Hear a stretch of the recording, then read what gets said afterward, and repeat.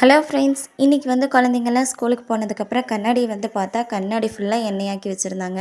இந்த குட்டீஸுங்க வீட்டில் இருந்தாலே இப்படி தான். அதனால் ஃபஸ்ட்டு வந்து கண்ணாடியை வந்து நீட்டாக வந்து ஸ்ப்ரே பண்ணி விட்டு தொடச்சி விட்டேங்க. இன்றைக்கி வந்து கொஞ்சம் நேரம் ஃப்ரீயாக இருந்தேன். ஃப்ரீயாக இருக்கும்போது இந்த சின்ன வெங்காயமெல்லாம் நான் தொளிச்சு வச்சுப்பேன். சின்ன சின்ன வேலைங்க குக்கிங்க்காக வந்து நான் முந்தின நாளே வந்து எல்லாமே ரெடி பண்ணி வச்சுப்பேன். அப்படின்னா தான் நான் டென்ஷன் ஆகாமல் இருக்க முடியும். காலையில் எந்திரிச்சு அவசர அவசரமாக குக்கிங் பண்ண வேண்டியதில்லை.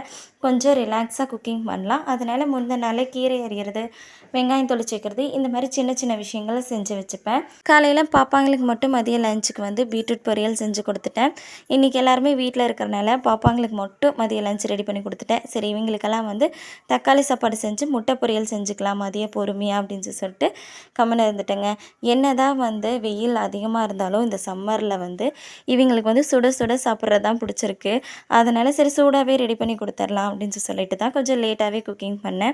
என் ஹஸ்பண்ட் இந்த முட்டையில் ஆம்லேட், ஆஃப் ஆயில், அப்புறம் வந்து முட்டை பொடி மாஸ் எல்லாமே ரொம்பவே சூப்பராக செய்வார்.